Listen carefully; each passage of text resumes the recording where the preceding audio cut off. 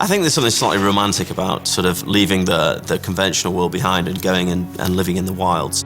I don't know, the world's a big place, and I think it's a shame to not see what there is out there, really.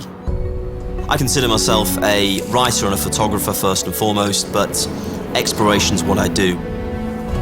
Anyone can be an explorer. It's really about having the right frame of mind and having that spirit of wanting to go on an adventure and go to new places. The way to do that is by putting yourself up against new challenges, being out of your comfort zone and trying new things.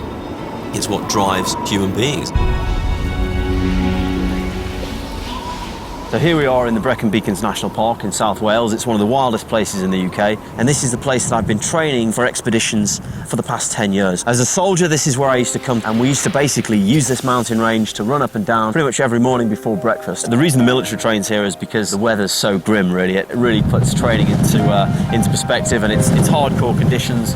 I've led lots of expeditions on pretty much every continent. I've been to the jungles of Central and South America, all over Africa, Central Asia. A couple of years ago, I led the first expedition to head to the source of the Oxus. I also led the first expedition to walk across Madagascar through jungles and high mountain tops, and actually some of the mountains in Madagascar were very similar to the ones that you can see here in Wales.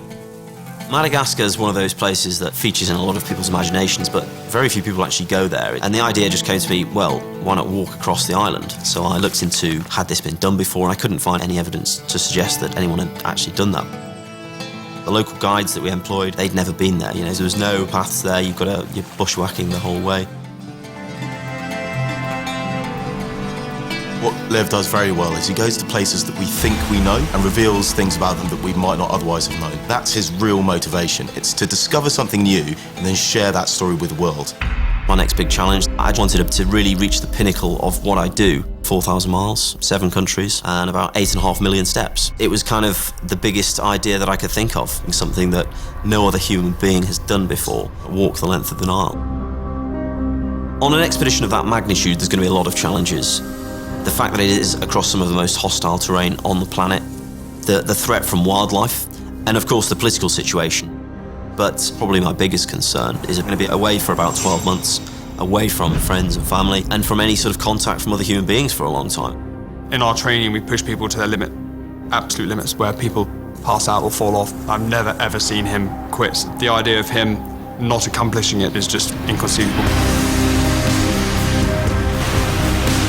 The biggest challenge sometimes is to suppress doubts and say, you know, actually I can do this. You know, I'd encourage anyone to go and travel, go to places that you wouldn't necessarily think about going. The world's a big place and lots of things left to explore.